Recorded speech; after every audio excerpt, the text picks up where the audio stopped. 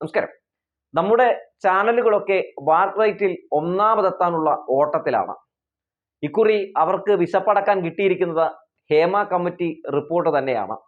ആ റിപ്പോർട്ട് പുറത്തു വന്നതിന് ശേഷം പല ആളുകളും നടത്തുന്ന വെളിപ്പെടുത്തലുകൾ നന്നായി തന്നെ അവർ അത് ഉപയോഗപ്പെടുത്താനും റേറ്റിംഗ് ഉയർത്താനുള്ള ഒരു ഉപാധിയാക്കി മാറ്റാനുമൊക്കെ ശ്രമം നടത്തുന്നുമുണ്ട്. ഹേമ കമ്മിറ്റി റിപ്പോർട്ട് പുറത്തു വന്നപ്പോൾ എന്തുകൊണ്ടാണ് ഇരകളുടെ പേര് പുറത്തു പറയാത്തത്? ആരാണ് ഈ വേട്ടക്കാർക്കെതിരെ ഇത്തരത്തിലുള്ള വിമർശനങ്ങൾ അല്ലെങ്കിൽ ആരോപണങ്ങൾ ഉയർത്തിയത് എന്ന ചോദ്യങ്ങളൊക്കെ പ്രതിപക്ഷമടക്കം ഉയർത്തിയിരുന്നല്ലോ. അത് എന്തുകൊണ്ടാണ് സത്യത്തിൽ ഇരകൾ പോലും പറഞ്ഞത് ഞങ്ങളുടെ സ്വകാര്യത സംരക്ഷിക്കപ്പെടണം, ഈ റിപ്പോർട്ട് പുറത്തു വരുമ്പോൾ ഞങ്ങളുടെ പേര് വിവരങ്ങൾ പുറത്തു പോകരുതെന്ന് ജസ്റ്റിസ് ഹേമയോട് പറഞ്ഞത് എന്ന് ചോദിച്ചാൽ ഈ മാധ്യമങ്ങളെ ഭയന്നിട്ട് തന്നെയാണ്. അവർ ഈ പറയുന്ന വേട്ടക്കാരാൽ നിരവധി തവണ റേപ്പ് ചെയ്യപ്പെട്ടിട്ടുണ്ടാവും. പക്ഷെ അതിനേക്കാൾ വലിയ ബ്രൂട്ടൽ റേപ്പ് മാധ്യമങ്ങളുടെ ഭാഗത്തു നിന്ന് അനുഭവിക്കേണ്ടി വരും എന്ന് നന്നായി ഇരകൾക്കറിയാവുന്നത് കൊണ്ട് തന്നെയാണ് ഹേമ കമ്മിറ്റി റിപ്പോർട്ട് തയ്യാറാക്കുന്ന സാഹചര്യത്തിൽ പോലും തുടക്കത്തിൽ പോലും പലരും രംഗത്തേക്ക് വന്ന് തങ്ങൾക്ക് ദുരനുഭവം ഉണ്ടായി എന്ന് പോലും തുറന്നു പറയാൻ മടിച്ചത്. ഹേമ കമ്മിറ്റി റിപ്പോർട്ട് തയ്യാറാക്കുന്നതിനിടെ ജസ്റ്റിസ് ഹേമ അവർക്ക് ഉറപ്പ് നൽകുകയും അതായത് ഒരു സ്വകാര്യ വിവരങ്ങളും പുറത്തു പോകില്ല എന്ന് ഉറപ്പ് നൽകിയതിൽ പിന്നെയാണ് പല ആളുകളും വെളിപ്പെടുത്തൽ നടത്തിയത്. ഇപ്പോൾ എന്താണ് സംഭവിക്കുന്നത്?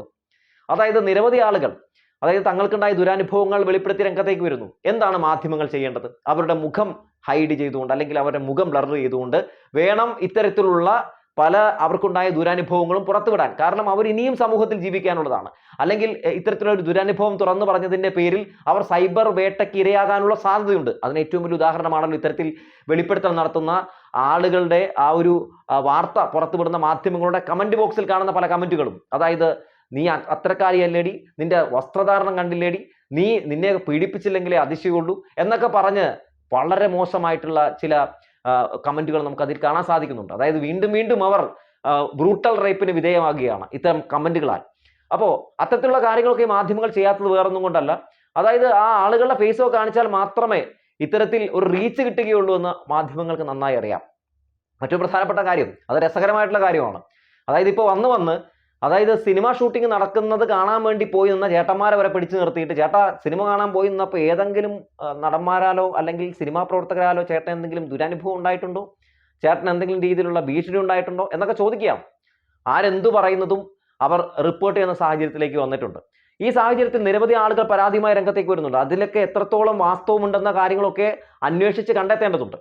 ആരോപണ വിധേയരായിട്ടുള്ള ആൾക്കാർ കുറ്റക്കാരാണെന്ന് കണ്ടെത്തേണ്ടതുണ്ട്.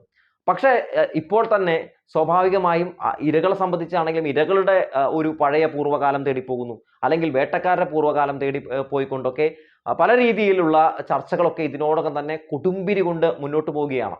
ഇന്ന് കണ്ടൊരു പ്രധാനപ്പെട്ട കാര്യം, ന്യൂസ് 80 ചാനലിൽ ഷക്കീലയെ കൊണ്ടുപോയി ഇരുത്തിയിട്ട് ആ അവതാരിക പല ചോദ്യങ്ങളൊക്കെ ചോദിക്കുകയാണ്. ആ ചോദ്യങ്ങൾ ചോദിക്കുന്നത് എന്തൊക്കെയാണ്? പവർ ഗ്രൂപ്പിൽ ആരൊക്കെയാണ് ഉള്ളതെന്നൊക്കെ ചോദിക്കുകയാണ്. അപ്പോൾ ഷക്കീല പറയണം പവർ ഗ്രൂപ്പിൽ മമ്മൂട്ടിയുണ്ട്, മോഹൻലാലുണ്ട് എന്നൊക്കെ പറയുകയാണ്. അതായത് പവർ ഗ്രൂപ്പിൽ മമ്മൂട്ടി മോഹൻലാലും ഉണ്ടെന്ന് ന്യൂസ് 80 പറയുമ്പോൾ റിപ്പോർട്ടർ ചാനൽ വേറൊരു ബ്രേക്കിംഗ്.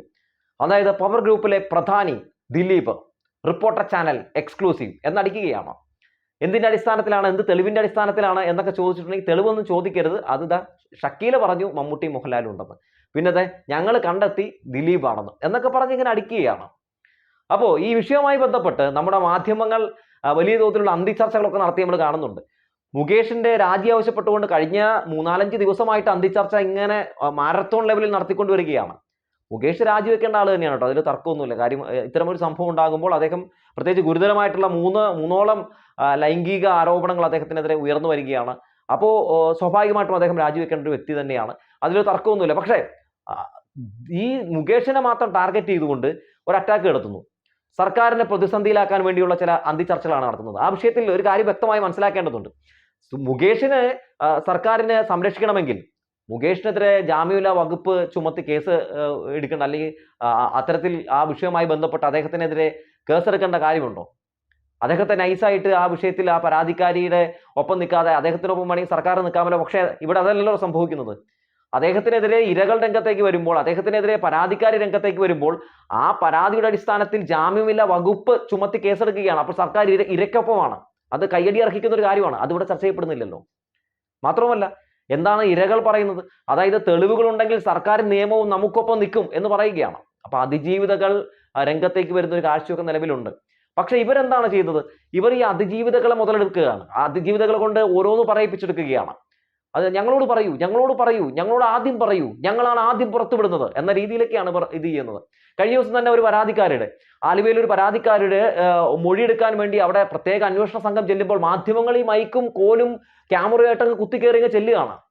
സ്വാഭാവികമായിട്ടും ഇതൊക്കെ പേടിച്ചിട്ടാണ് പല ആളുകളും തങ്ങൾക്കുണ്ടായ ദുരനുഭവങ്ങൾ തുറന്നു പറയാൻ മടിക്കുന്നത്. അതായത് മാധ്യമങ്ങളിൽ ഇങ്ങനെ നിറഞ്ഞ് കവിയുമ്പോൾ തങ്ങളുടെ മുഖങ്ങൾ അല്ലെങ്കിൽ തങ്ങൾ ആണ് ഇത്തരത്തിൽ ബലാത്സംഗത്തിന് ഇരയായതെന്ന് മറ്റുള്ളവർ തിരിച്ചറിയുമ്പോൾ തങ്ങൾക്കത് വലിയ ദോഷം ചെയ്യുമെന്നൊരു ഭയമാണ്. മീഡിയാസിനോട് വലിയൊരു ഭയമാണ്. അതുകൊണ്ടാണ് പല ആളുകളും പലതും തുറന്നു പറയാൻ ഭയക്കുന്നത്. ഇവരെ സത്യത്തിൽ അകറ്റി നിർത്തേണ്ടതുണ്ട്. ഈ പറയുന്ന ഈ രീതിയിൽ റേറ്റിംഗിന് വേണ്ടി ഇവർ കാണിച്ചു കൂട്ടുന്ന തോന്നിവാസം അത് വളരെ വലിയ ഒരു വിപത്ത് തന്നെയാണ്. കഴിഞ്ഞ ദിവസം സുരേഷ് ഗോപിയുടെ അടുത്ത് ചെന്നിട്ട് ഇതുപോലെ തന്നെ ഹേമ കമ്മിറ്റി റിപ്പോർട്ടുമായി ബന്ധപ്പെട്ട് ചില ചോദ്യങ്ങൾ ചോദിക്കുന്ന സാഹചര്യം ഉണ്ടായി. സുരേഷ് ഗോപി മോശമായിട്ട് പെരുമാറി. സത്യം പറഞ്ഞാൽ സുരേഷ് ഗോപി എന്ന് പറയുന്ന ഒരു കേന്ദ്രമന്ത്രിയുടെ ഭാഗത്ത് നിന്ന് ഒരിക്കലും ഉണ്ടാകാൻ പാടില്ലാത്തൊരു കാര്യമാണ്. അപ്പോൾ ആ വിഷയമായിട്ട് ബന്ധപ്പെട്ട് ഇപ്പോൾ മാധ്യമപ്രവർത്തകർക്കെതിരെ കേസ് വന്നു വീണിരിക്കുകയാണ്. അതായത് റേറ്റിംഗ് ഉയർത്താൻ വേണ്ടി പോയതാണ്. അവസാനം ഇപ്പോൾ റേറ്റിംഗ് അല്ല ഉയർന്നത്, മാധ്യമപ്രവർത്തകർ മുഴുവൻ കേസിൽപ്പെട്ടു. അതായത് എങ്ങനെയെങ്കിലും മാർക്ക് റേറ്റ് വരുമ്പോൾ ഒന്നാമതാകുക, ഇത് മാത്രമാണ് ലക്ഷ്യം. ഇപ്പൊ ഈ ഹേമ കമ്മിറ്റി റിപ്പോർട്ടും കൈ പിടിച്ചുകൊണ്ട് ഈ വിഷയവുമായി ബന്ധപ്പെട്ട് അതിനെ രാഷ്ട്രീയപരമായിട്ട് ഉപയോഗപ്പെടുത്താൻ ശ്രമം നടത്തുന്നു. കടുത്ത ഇടത് വിരുദ്ധതയാണല്ലോ നമ്മുടെ ഭൂരിഭാഗം മാധ്യമങ്ങൾക്കും. ആ ഇടത് വിരുദ്ധതയിൽ നിന്ന് പുറത്തു വരുന്ന ചില കൊടിയ വിഷങ്ങൾ, ആ കൊടിയ വിഷങ്ങളാണ് നമ്മൾ ചില ഈ വിഷയവുമായി ബന്ധപ്പെട്ട് പല വിഷയങ്ങളിലൊക്കെ നമ്മൾ കണ്ടുകൊണ്ടിരിക്കുന്നത്. രഞ്ജിത്തിനെതിരെ ആരോപണം വന്നപ്പോൾ എന്താണ് സംഭവിച്ചത്? രഞ്ജിത്ത് രാജിവെച്ചു മാത്രം രഞ്ജിത്തിനെതിരെ കേസ് രജിസ്റ്റർ ചെയ്തു. മുകേഷിനെതിരെ കേസ് രജിസ്റ്റർ ചെയ്തു. എന്തുകൊണ്ട് നമ്മുടെ മാധ്യമങ്ങൾ ഇതൊന്നും പറയുന്നില്ല? ഇവിടെ സിദ്ദിഖൊക്കെ വലിയ കോൺഗ്രസ്സുകാരനാണല്ലോ, എന്തുകൊണ്ട് സിദ്ദിഖിനെതിരെ കേസെടുത്തത് ഇവിടെ വലിയ ചർച്ചയാകുന്നില്ല? ആ വിഷയമായിട്ട് ബന്ധപ്പെട്ട് എന്തുകൊണ്ട് അന്തിച്ചർച്ച നടത്തുന്നില്ല? ഈ വിഷയവുമായി ബന്ധപ്പെട്ട് ആദ്യം തന്നെ അമ്മ ഒരു വാർത്താ സമ്മേളനം നടത്തിയപ്പോൾ കാസ്റ്റിംഗ് കൗച്ച് അടക്കമുള്ള വിഷയത്തെക്കുറിച്ച് എനിക്കറിയില്ല, ഹേമ കമ്മിറ്റി റിപ്പോർട്ടിൽ വന്നിരിക്കുന്ന വിഷയങ്ങളെക്കുറിച്ച് എനിക്കറിയില്ല, സിനിമാ മേഖലയിൽ ഇങ്ങനെയൊക്കെ നടക്കുന്നുണ്ടോ എന്ന ഭാവത്തിലായിരുന്നു സിദ്ദിഖിന്റെയൊക്കെ പ്രതികരണം. അവസാനം ലൈംഗിക ആരോപണത്തിന്റെ പേരിൽ അദ്ദേഹത്തിന് പോലും രാജിവെച്ചൊഴിയേണ്ട സാഹചര്യം വന്നു. ജാമ്യമില്ലാ വകുപ്പാണ് അദ്ദേഹത്തിനെതിരെ എടുത്തിരിക്കുന്നത്. ഒന്ന് ആലോചിച്ചു, ആ വിഷയത്തിൽ ഇവിടെ ചർച്ചയില്ല. ആ വിഷയത്തിൽ ഒരു രീതിയിലുള്ള ഒരു പ്രതിഷേധവും സിദ്ദിഖിന്റെ വീട്ടിലേക്ക് നടത്തിക്കൊണ്ടോ അല്ലെങ്കിൽ അത്തരത്തിലുള്ള സംഭവങ്ങളൊന്നും ആരും നടത്തി നമ്മൾ കണ്ടതേയില്ല. അപ്പോ ഈ വിഷയവുമായി ബന്ധപ്പെട്ട മാധ്യമങ്ങളുടെ വല്ലാത്ത അടങ്ങാത്ത ദാഹവും അവരുടെ ഈ ആർത്തിയും ഒക്കെ എന്തിനാണെന്ന് എല്ലാവർക്കും നന്നായി തന്നെ മനസ്സിലാകുന്നുണ്ട്. ഒരു തരി പോലും ഇവർക്ക് പ്രതിബദ്ധതയില്ല എന്നതാണ് എടുത്തു പറയേണ്ടത്. പ്രതിബദ്ധത ഉണ്ടെങ്കിൽ ഇരകളെ ഇങ്ങനെ പൊതുസമൂഹത്തിന് മുമ്പിൽ അവരുടെ മുഖം കാണിച്ചുകൊണ്ട് നിങ്ങൾ ഇത്തരം ഒരു പണിക്കിറങ്ങില്ല എന്ന് ഉറപ്പിച്ച് പറയാൻ കഴിയും. മാത്രമല്ല ഈ വിഷയമായിട്ട് ബന്ധപ്പെട്ട് ആരോപണ വിധേയരായിട്ടുള്ള ആളുകളൊക്കെ പലരും മുങ്ങിയടക്കുകയാണ്. അപ്പൊ ജയസൂര്യ ന്യൂയോർക്കിലാണ്, അദ്ദേഹം നാട്ടിൽ കാലുകുത്തുന്നില്ല, വേറെ ഒന്നും കൊണ്ടല്ല, അറസ്റ്റ് ചെയ്യുമോ എന്ന പേടിയാണ്. പലരും മുങ്ങിയിരിക്കുകയാണ്. കാരണം എന്താണ് മുങ്ങാൻ കാരണം? പിണറായി വിജയനെ പേടിയാണ്. കാരണം 2017 നടി ആക്രമിക്കപ്പെട്ട കേസുമായി ബന്ധപ്പെട്ട് ദിലീപിനെ തൂക്കിയെടുത്ത് അകത്തിടാൻ ഒരു മടിയും കാണിക്കാത്ത സർക്കാരാണിത്, നന്നായി അറിയാം. ഇരയ്ക്കൊപ്പം എക്കാലത്തും നിൽക്കുന്ന, സ്ത്രീക്കൊപ്പം എക്കാലത്തും നിൽക്കുന്ന ഒരു സർക്കാരാണ് ഈ സർക്കാർ എന്ന് നന്നായി തന്നെ അതിജീവിതകൾക്കും അറിയാം, വേട്ടക്കാർക്കും അറിയാം. അതുകൊണ്ട് അവർക്കൊക്കെ ഭയമാണ്. പലരും മുങ്ങി. പല ആളുകളും മാധ്യമങ്ങളുടെ മുമ്പിൽ വന്ന് പ്രതികരണം രേഖപ്പെടുത്താനോ അല്ലെങ്കിൽ ഈ വിഷയവുമായി ബന്ധപ്പെട്ട് പ്രതികരിക്കാനോ മടിക്കുന്നത് പിണറായി വിജയനെ പേടിച്ചിട്ട് തന്നെയാണ്. ഒരൊറ്റ ഹേമ കമ്മിറ്റി റിപ്പോർട്ട് കൊണ്ട് അമ്മയിൽ എന്താണ് സംഭവിച്ചത് കണ്ടില്ലേ? ചലച്ചിത്ര മേഖലയിൽ വലിയൊരു ശുദ്ധീകരണം നടത്തിയില്ലേ സർക്കാർ? സ്ത്രീകൾ, അതായത് ഇത്രയും കാലം അനീതികൾ നേരിട്ടുകൊണ്ടിരുന്ന, കടുത്ത സ്ത്രീ വിരുദ്ധത നേരിട്ടുകൊണ്ടിരുന്ന പല സ്ത്രീകളും തങ്ങൾക്കുണ്ടായ ദുരനുഭവങ്ങൾ തുറന്നു പറഞ്ഞ രംഗത്തേക്ക് വരികയല്ലേ? അവരെ കൈപിടിച്ച് കയറ്റുകയാണ്, അവർക്ക് വേണ്ടി പോരാടുകയാണ് ഈ സർക്കാർ. ആ സാഹചര്യത്തിൽ വളരെ മോശമായ രീതിയിൽ ചില മാധ്യമങ്ങൾ സർക്കാരിന്റെ ഒരു നിറം കെടുത്താൻ ശ്രമം നടത്തുന്നുണ്ട്.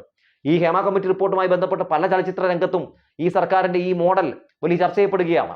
അതൊന്നും ഒരു മാധ്യമങ്ങൾക്ക് ഒരു വാർത്തയല്ല. മാധ്യമങ്ങൾക്ക് വാർത്ത നെഗറ്റീവ് മാത്രമാണ്. നെഗറ്റീവ് വാർത്തകൾ പുറത്തേക്ക് വിട്ട് മാക്സിമം എങ്ങനെ റേറ്റിംഗ് ഉയർത്താം എന്നത് മാത്രമാണ് ഇവരുടെ ചിന്ത. അതൊരു മോശമായ ചിന്താഗതിയാണ്. മാധ്യമങ്ങൾ കുറച്ചൊക്കെ മാറേണ്ടതുണ്ട്. നിങ്ങളുടെ വീട്ടിൽ, അതായത് നിങ്ങളുടെ സഹോദരിക്കോ നിങ്ങളുടെ അമ്മയ്ക്കോ നിങ്ങളുടെ ഭാര്യയ്ക്കോ ആണ് ഇത് സംഭവിച്ചിരുന്നതെങ്കിൽ നിങ്ങൾ മുഖം ഇങ്ങനെ കാണിച്ചുകൊണ്ട്, അല്ലെങ്കിൽ ഇവരെ ഇങ്ങനെ ഒരു പൊതുസമൂഹത്തിൽ നിർത്തിക്കൊണ്ട് പൊതുവായി ജനങ്ങൾ മൊത്തം കാണുന്ന രീതിയിൽ നിങ്ങൾ ഇവരുടെ ബൈറ്റ് എടുത്തുകൊണ്ട് വാർത്ത ചെയ്യുമായിരുന്നു? ഇല്ലെന്നേ ഉറപ്പിച്ചു പറയാൻ കഴിയും.